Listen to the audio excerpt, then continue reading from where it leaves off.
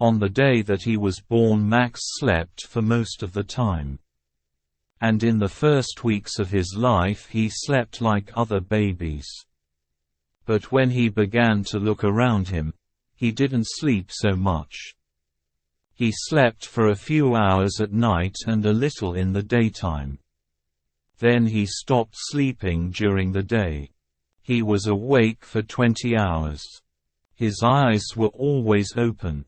His mother, Samantha Price, was very surprised.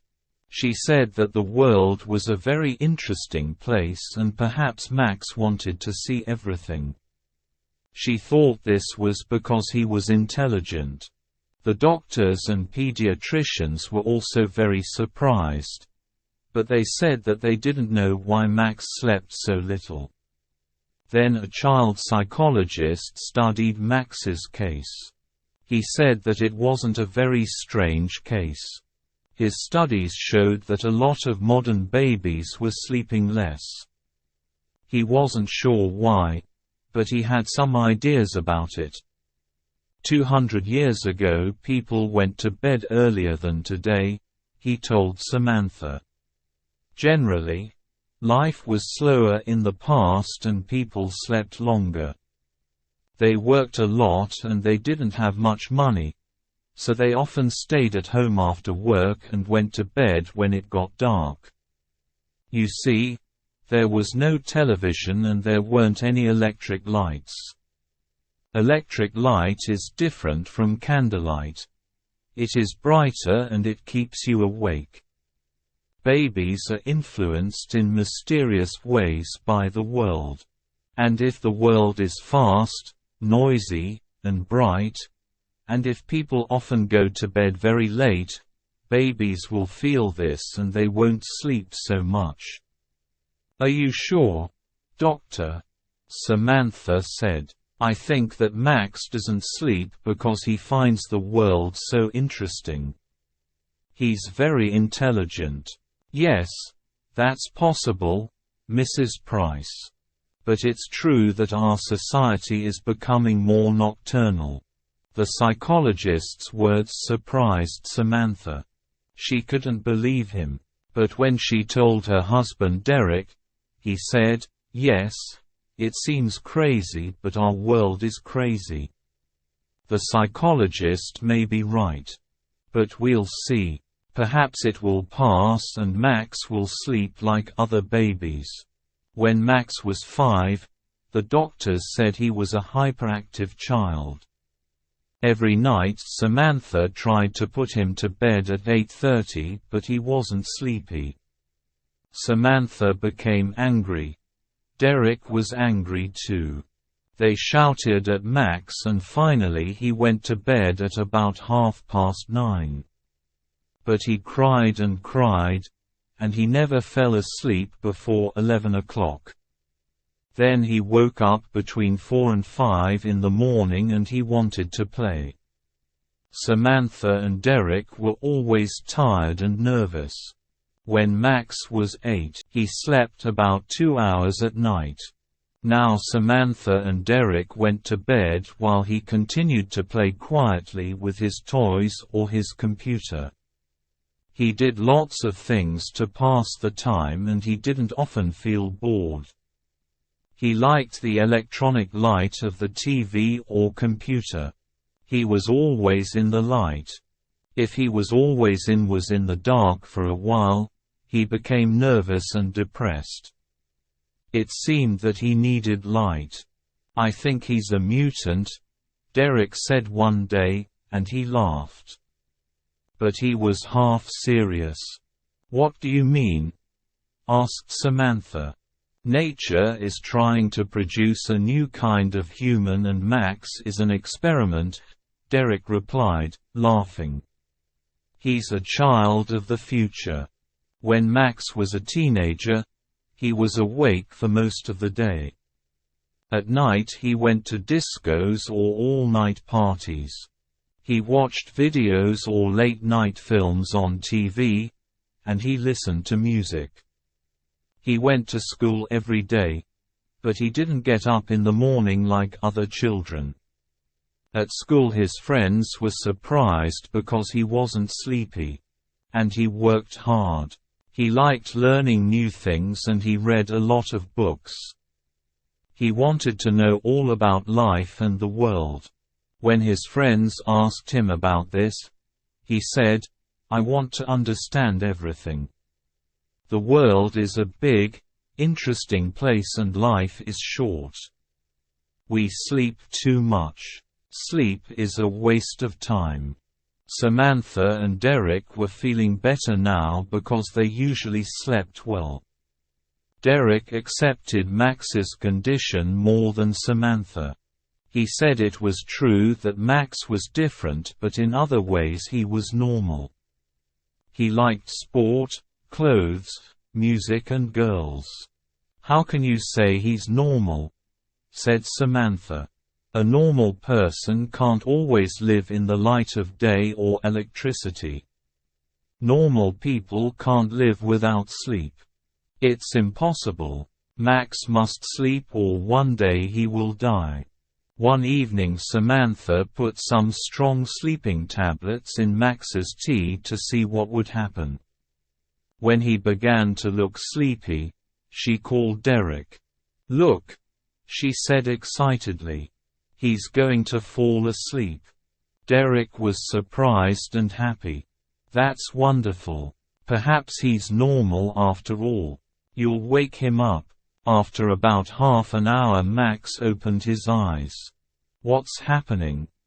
he said, looking around. "You fell asleep," said Derek with a big smile. "Asleep? Me?" Max looked angry. "How long?" "About 30 minutes. Oh no. I don't want to sleep. There's too much to do and see in the world." "But how did I fall asleep?" Samantha said quietly, "I gave you some sleeping tablets." "You? What?" Derek shouted. "Give them to me, Mum," said Max. Samantha looked very unhappy. "Oh, you must sleep." "Max, why don't you sleep?" "I don't need it. When you sleep, you don't know anything. You can die in your sleep and you won't know about it. When you sleep, you can't see or hear anything. I don't like that. But everybody in the world sleeps, Max." "I know, but not me. I want to see, hear, and know. Now give the tablets to me, Mum." Slowly Samantha put the packet in his hand. But she couldn't stop herself. She was always thinking about Max's condition. One day she wrote to a famous neurologist who was an expert on sleep. Dr. Samars answered her letter, asking if he could do some tests on Max. Max said yes. After the tests, Dr. Samars said that Max's brain waves were different. His brain produces very strong alpha waves, the doctor explained. These are the normal waves when we are awake. But his brain doesn't produce any slow waves, which are normal when we are asleep. It's strange. I've never seen this before. "So he really doesn't need sleep?" asked Derek. "Sometimes perhaps, just a little. And he is a normal, healthy person?" Samantha asked. "Yes, he is. But there is a problem. Sleep restores the body. If the brain is always awake, the body is not renewed. And so, it will get old faster than normal." Samantha was looking at the doctor with big, frightened eyes. "Do you mean that Max will die young?" "I don't know, Mrs. Price, but it's possible. I would like to do some more tests." Dr. Samars's tests showed that Max's body was getting old faster than normal. He was 18 but he had the body of a man of 35. Samantha and Derek were shocked. "How long will he live?" Derek asked. That's a very difficult question and I don't know the answer. Oh, isn't there anything we can do, Doctor? Samantha cried. How can we help him? Dr. Samars was silent for a moment. Well, I know of a drug that can make him sleep. But it's a very strong drug. If he takes it for a long time, or if he takes an overdose, it will kill him. And it is addictive.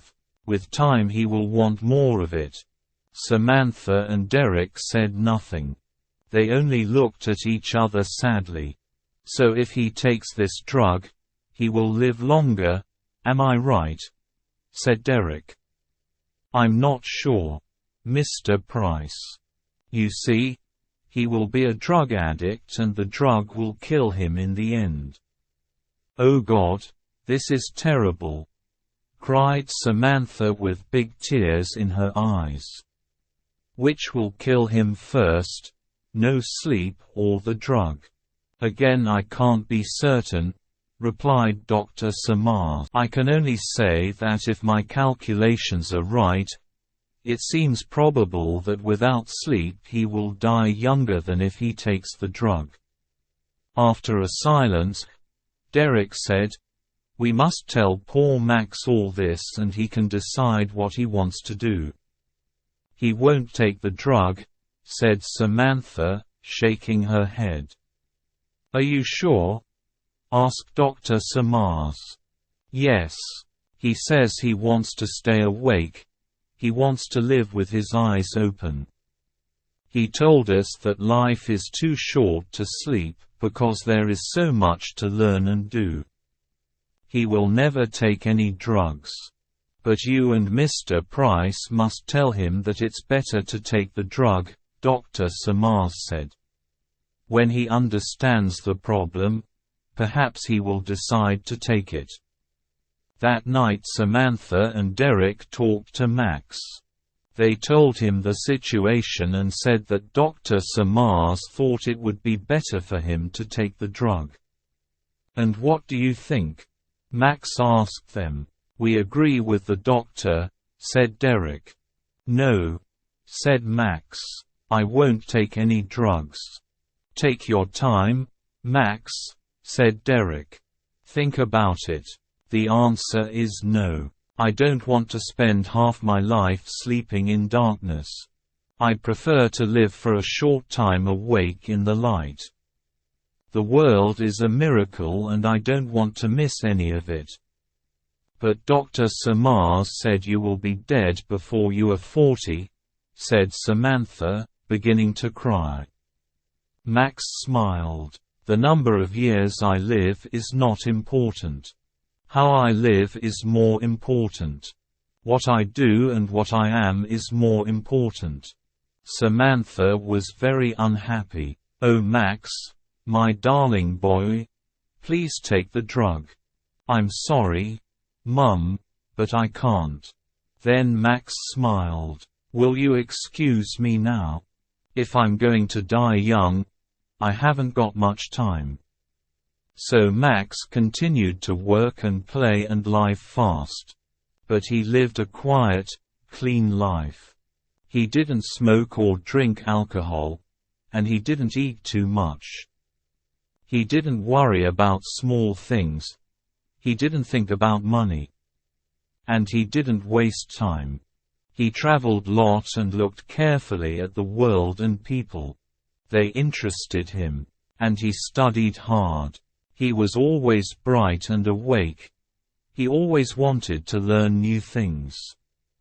The medical experts said that Max's body and brain were not influenced by the diurnal rhythm, like every animal on Earth. I'm sure he's from another planet, laughed Derek. He liked Max's strange condition now. It was different. But Samantha didn't like it. She did everything possible to make Max normal. For years, only a few doctors and scientists knew about Max's condition. Samantha and Derek didn't tell anybody. It was a big secret. So Max lived quietly and he was happy. When he left school, he got a job in a bank. Then he met a girl called Wendy and they fell in love and got married. Max was 30 years old. He didn't tell Wendy about his conditions, so she didn't know anything. But she began to notice things, and one day she told Samantha that Max didn't sleep much but he was never tired. The two women talked, and finally Samantha told Wendy the secret. Wendy was shocked and amazed. Is Max really going to die before he's 40? Nobody knows. Dr. Samars said that if he lives quietly, he will probably live longer. But listen, Wendy, you must not tell anybody about this, not even your friends. Nobody must know. It's a big secret. Why? Said Wendy. Because he must live quietly. Then he will be happy and he will live longer. So the world must never know, especially the newspapers and magazines. They must never, never know. Do you understand, Wendy? You must never say anything to the media. Promise? Yes, all right. I promise, Wendy answered. Wendy was a good person and a good wife, but she liked money and she liked a lot of it. She loved spending money. So when she saw beautiful clothes in the shops, she was often angry because she couldn't buy them. Max didn't get a lot of money as a bank clerk. So Wendy began to think. She thought, I'm going to have a child soon. If Max dies before he is 40, what will happen to us? I must think about the future. One day she decided to speak to Max about it. At first he was angry because she knew his secret, then he smiled. Wendy, my love, don't think about the future. We love each other and we are happy. That's very important. You see, nothing is certain. Perhaps I won't die young. But I promise that when I die, you will have enough money. But Wendy had a different idea. She thought about it for a few days and then she went to the office of a big national newspaper and said that she wanted to tell them an incredible story. Of course, she got thousands of pounds for the story. And when the world heard about Max, the world wanted him. America, Japan, Australia, Europe. Interviews, articles, talk shows, documentaries. The public and the media were fascinated. In a few days Max became world famous, and Wendy became very rich. He tried to hide, he tried to escape from all the noise and attention. He ran away, but the media always found him. Samantha knew that this was a very bad thing for Max and she was furious with Wendy. But it was too late. The TV journalists and personalities, the newspapers and magazines followed him everywhere. Film directors offered him millions of dollars to appear in their films. Big film stars and rock singers wanted to meet him. Max became unhappy. He became ill. He didn't eat and he got very thin. He lost his concentration and he stopped working hard. He also lost his interest in the world, in people, in life. He didn't want to learn new things. He locked himself in his room and sat alone night and day. And Wendy continued to spend the money. One day Samantha visited him and she was shocked because he had changed a lot. He looked gray and tired. He looked old.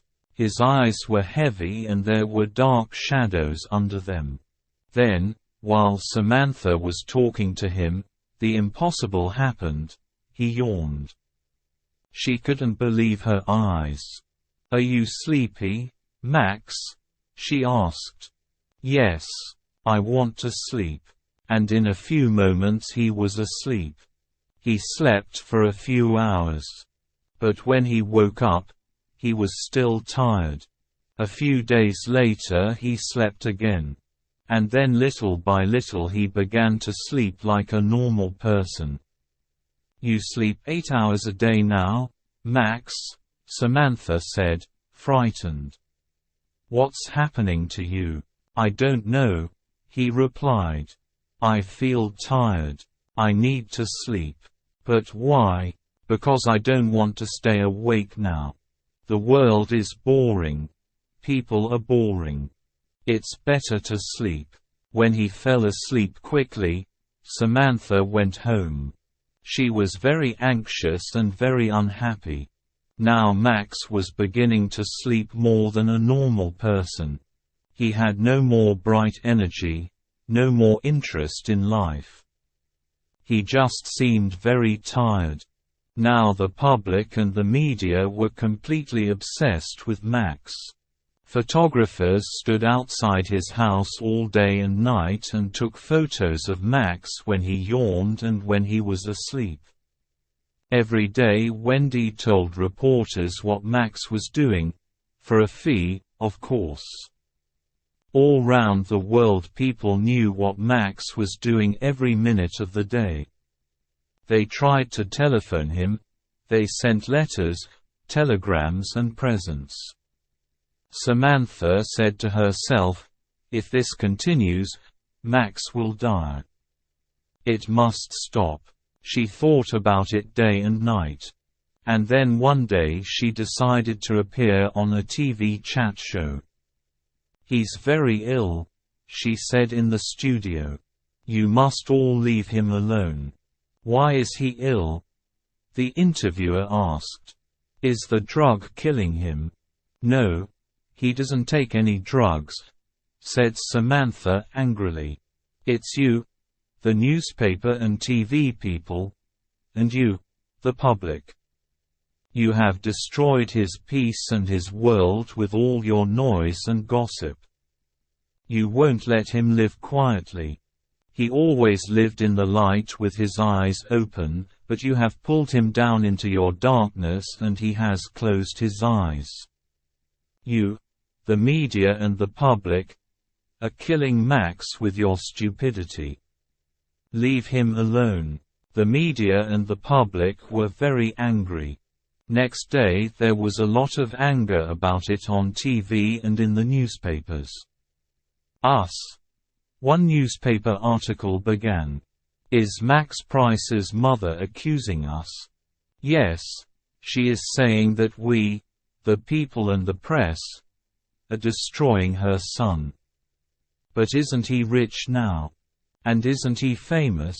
Hasn't Mrs. Price asked herself who made him rich and famous? We are innocent, Mrs. Price. We have helped your son. You told us to leave him alone.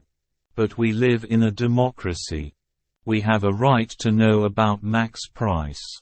We demand to know about him," etc., etc. When Samantha left the TV studio, she went to Max's house. Wendy told her that he was sleeping, so she went home. Next day Wendy phoned Samantha. "I'm frightened," she said. "Max is still sleeping. Please come." When Samantha arrived, there were reporters and photographers and 2 TV cameras outside the house. She pushed her way to the door and went in. Wendy was sitting on the sofa. She looked terrified. "Why doesn't he wake up?" she cried.